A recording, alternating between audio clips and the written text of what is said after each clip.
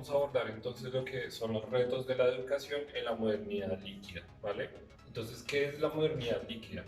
La modernidad líquida, pues vamos a ver que es un periodo, ¿cierto? O una instancia de lo que va a ser la modernidad, ¿cierto? Entonces, vamos a ver que en primera medida vamos a tener lo que es la modernidad sólida, ¿cierto? Que es el periodo comprendido entre el siglo XVI y el siglo XVIII. Y lo que vamos a ver que es la modernidad líquida, pues es la consecuencia misma de todo lo que se desarrolló entre el siglo XVI y el siglo XVIII, que vamos a ver que fueron sucesos muy importantes que cambiaron el curso de la humanidad, ¿cierto? Y pues nosotros vamos a entrar como una consecuencia precisamente de esa modernidad. De hecho, para Bauman, la modernidad no ha terminado, ¿cierto? Sino que va a darse en diferentes prácticas y se va a adaptar al contexto del siglo XXI, que pues ya vamos a ver un poco cuál es la caracterización de esa modernidad líquida en la que vivimos. Pero entonces es claro que entendamos que actualmente estamos en una modernidad líquida, perdón, que pues va a ser la consecuencia misma de esta modernidad sólida. Listo, vamos a ver entonces de qué hablamos cuando nos referimos a la modernidad sólida. Bueno, entonces cuando nos referimos a la modernidad sólida vamos a hablar de un periodo, ¿cierto?, en donde hay una solidez de las instituciones, ¿sí?, que van encaminadas en un proyecto, ¿sí? ¿Y cuál es ese proyecto? El progreso humano a partir de la razón, ¿cierto?, del mundo científico. Y eso va a ser muy importante porque vamos a ver que son promesas sólidas, ¿cierto?, que se le hacían a la humanidad y que la humanidad realmente creía en eso, ¿cierto? Por lo tanto, vamos a ver que es un mundo estable e inmutable a pesar de todos los cambios sociales y políticos que se dieron durante la época. Vamos a ver que hay una estabilidad, ¿cierto? Que hay una inmutabilidad. Lo que se quiere es el orden, lo que se quiere es el control, ¿cierto? Pautado por lo que sería el progreso humano y el desarrollo. ¿Listo? Vamos a ver entonces un poco más lo que va a ser la modernidad líquida, porque se caracteriza, ¿cierto? Entonces vamos a ver que después de esta modernidad sólida vamos a entrar en lo que sería la modernidad líquida, ¿sí? Que básicamente se va a caracterizar precisamente por una privatización, porque ya tenemos el desarrollo de un capitalismo avanzado que permitió que se privatizara no solo los capitales, ¿cierto? Y los recursos económicos, sino que vamos a ver que este sistema capitalista logra privatizar incluso las conductas humanas más subjetivas. Entonces vamos a ver que hay una privatización incluso de lo que sería la sexualidad, ¿cierto? De lo que sería la educación, de lo que sería la moral, de lo que sería la ética, ¿sí? Y vamos a ver que esto pues va a ser una característica muy fundamental de lo que va a ser el capitalismo en esta modernidad líquida en la actualidad, ¿listo? Porque vamos a ver que el capitalismo se origina desde esta modernidad sólida, pero va a tener una serie de transformaciones hasta llegar a lo que conocemos hoy en día, ¿cierto? Que una de las o uno de los aspectos importantes también que hay que entender de la sociedad actual, pues sería la sociedad globalizada, ¿cierto? Entonces, hoy en día no hay ninguna zona, no hay ninguna región en donde no esté conectada precisamente al mundo, ¿cierto? Y a las dinámicas que están ocurriendo. Lo podemos observar en diferentes procesos, ¿cierto? Como el Internet, ¿cierto? Y el manejo de las comunicaciones ha permitido que esta globalización sea aún mucho más radical, ¿cierto? Y ya no hay ningún punto en la Tierra que esté aislado. Vamos a ver pues que tenemos una dinámica capitalista, ¿cierto? En donde el capitalismo ha alcanzado una fase muy diferente a lo que se venía desarrollando acá, ¿sí? Y va a tener una complejidad mucho más grande en el sentido de que pues es un capitalismo y el capitalismo mismo generó pues una sociedad globalizada, ¿cierto? Una sociedad en donde ya no hay aislamiento, donde todo está conectado, ¿sí? Y vamos a tener que tenemos una revolución de la información a partir del desarrollo de la comunicación, ¿cierto? Entonces, la comunicación permitió, ¿cierto?, que toda esa información se pudiera difundir aún mucho más rápido, ¿cierto? Entonces, vemos que desde acá, desde lo que pasó en la ilustración, ¿cierto?, con la invención de la imprenta, vamos a ver que las ideas lograron transmitirse de una manera mucho más rápida. Pues con la sociedad globalizada, ¿cierto?, y la sociedad de las comunicaciones, vamos a ver que la información va a tener un auge, ¿cierto? El conocimiento va a crecer y se va a difundir mucho más rápido, ¿cierto? Y va a poder acceder a muchas más personas como nunca antes se había dado en la historia y eso va a generar unos cambios en esta modernidad líquida, ¿cierto? Pues porque vamos a ver que somos una sociedad de la información, ¿cierto? Y hay tanta información que vamos a ver ya ahorita qué pasa con toda esa cantidad de información en el desarrollo de la educación. ¿Listo? Entonces, ahora vamos a pasar a lo que serían los fenómenos sociales o las consecuencias que vamos a ver de la modernidad, ¿cierto? De la modernidad líquida propiamente, que esto va a tener una serie de consecuencias en términos sociales. tenemos un primer aspecto que va a ser el síndrome de la impaciencia. A lo que se refiere Bauman con este síndrome de la impaciencia es que la sociedad actual ve como sinónimo de algo negativo el hecho de gastar tiempo en labores de todo tipo, incluso de actividades domésticas que realizamos cotidianamente, ¿cierto? Entonces el gasto del tiempo se ve como algo supremamente innecesario, como algo negativo, incluso como una pérdida para los seres humanos, ¿listo? Entonces, entre más se pueda realizar un procedimiento, una actividad de manera rápida, muchísimo mejor. De hecho, la sociedad actual en la modernidad líquida vamos a ver que valora el hecho de que haya unos atajos para conseguir pues, la satisfacción o el placer que nos da el realizar diferentes actividades o comprar diferentes bienes y servicios. ¿Listo? Entonces, por ejemplo, el caso de el café instantáneo, de todos estos productos instantáneos, de los productos que ya vienen precocinados y esto vamos a ver que son atajos que nos da la misma sociedad de consumo precisamente para evitar gastar tiempo que podemos utilizar en otras cosas. ¿Listo?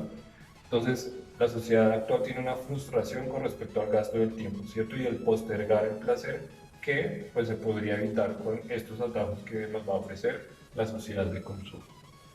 Tenemos el fin de las grandes promesas de la humanidad, entonces vamos a ver que acá en este proyecto de la modernidad sólida había unas promesas, ¿cierto? Que era el desarrollo de la ciencia y que el desarrollo de la ciencia iba a traer la solución de muchas dificultades de los seres humanos, ¿cierto? Que se iba a poder acabar con las enfermedades, con la hambruna, con la desigualdad, ¿cierto? Que eran diferentes promesas que se había dado desde esta modernidad y vamos a ver que en el siglo XX, ¿cierto? Y posteriormente, pues todas estas promesas van a tener cierto nivel de fracaso o van a caer, lo que va a generar un ambiente, por decirlo así, de pesimismo o de realismo con referente a lo que es la existencia, ¿cierto? Porque ya en esta sociedad de la modernidad líquida, pues no hay una promesa eterna, no hay algo que se pueda prometer a largo tiempo, ¿cierto? Porque vamos a ver que esta sociedad es demasiado inmediata, ¿cierto? De hecho, rechaza los compromisos, ¿cierto? Porque el hecho de entablar un compromiso puede significar pérdida de tiempo, ¿cierto?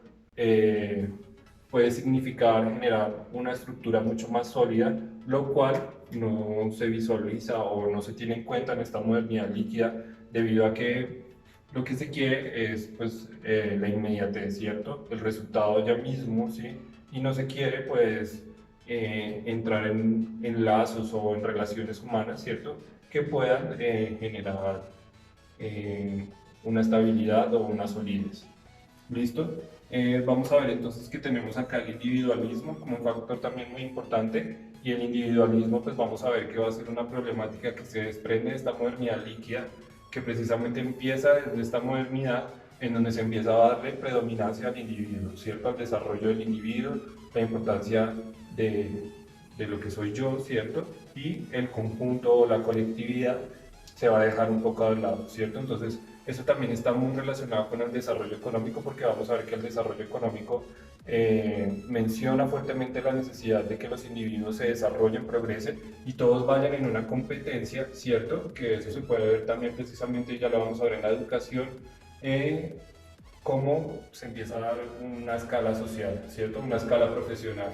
Entonces vamos a ver que todos estamos compitiendo al final en una carrera que pues precisamente lo que nos va a generar es un individualismo. Y tenemos pues el consumismo que pues va a ser una dinámica asociada a lo que es el capitalismo y a todas las consecuencias que va a generar con respecto a los hábitos que tenemos, ¿cierto? A los hábitos de consumo, en donde la publicidad y demás pues generan ciertas prácticas que lo que hacen pues es favorecer a las grandes industrias, ¿cierto?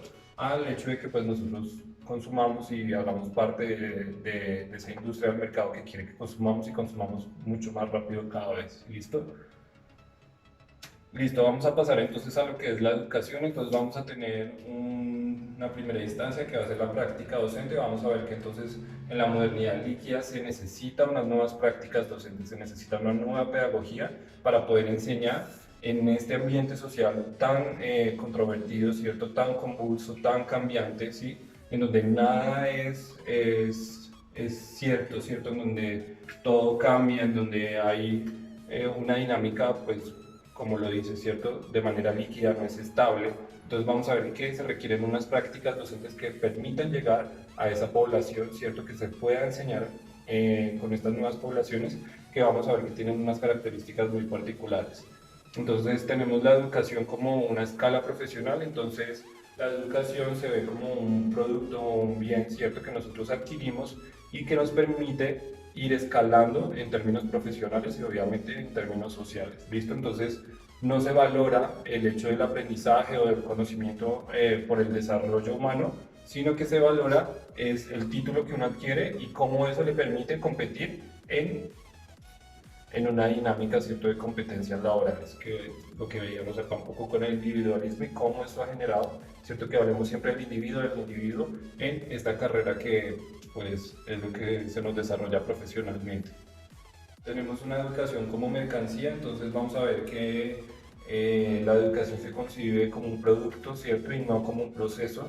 Entonces vamos a ver que no se desarrolla la educación constantemente desde el inicio hasta el final de la vida de los seres humanos, sino que tiene ciertos momentos, ciertos relacionados con esta necesidad de escalar profesionalmente, más no como un desarrollo, ¿cierto? Porque entonces nosotros también nos formamos en ciertas áreas del conocimiento, entonces si quisiéramos realmente el conocimiento para el desarrollo humano, pues deberíamos aprender de todo el conocimiento en general, ¿cierto? Pues vamos a ver que no, está muy ligado precisamente a la profesión que asumimos y el rol que empezamos a desempeñar en esa sociedad, ¿cierto? Entonces la educación se ve como una mercancía, esperamos que al final de un proceso educativo recibamos un producto, ¿cierto? Y ya, y esos productos yo los voy guardando, ¿cierto? Como si comprara una mercancía, ¿listo? Tenemos una educación que no se adapta al siglo XXI y eso lo veíamos un poco acá con la práctica docente, entonces la educación como institución que se origina precisamente en esta modernidad sólida, vamos a ver que no se adapta a la dinámica del siglo XXI, sobre todo porque la educación va a nacer en un contexto industrial, ¿cierto?, donde se estaba formando a sujetos que pudieran hacer acciones repetitivas a lo largo del tiempo, ¿cierto?, y que sirvieran para favorecer a las industrias como mano de obra. Vamos a ver que acá, entonces, pues en el siglo XXI ya no funciona eso, ¿cierto?, porque estamos viendo que estas nuevas generaciones son creativas, son bastante activas, ¿cierto?, son bastante dinámicas y pues la educación no logra responder precisamente a estas dinámicas que se están generando. Tenemos un exceso de información y eso lo veíamos un poco acá con la revolución de la información y es que no podemos discernir de qué es lo certero, de qué es lo falso, ¿cierto? O sea, nunca antes en la historia había tanta información, ¿cierto? Y vamos a ver que ya hay tanta que no podemos saber, ¿cierto?, qué es lo verdadero y qué es lo falso de toda esa información. Y por último vamos a ver que no hay verdades absolutas, ¿cierto? Entonces el conocimiento está en constantemente cambio, ¿cierto? Entonces lo que hoy se dice mañana pueda que no sea de esa forma, ¿cierto? Entonces hay una constante actualización de conocimientos, no hay una verdad absoluta, por lo tanto el hecho de pensar una educación, ¿sí?, postergada, el hecho de adquirir unos conocimientos y memorizarlos, pues vamos a ver que no tiene cabida en esta educación del siglo XXI porque todo está cambiando. ¿Listo? Muchísimas gracias.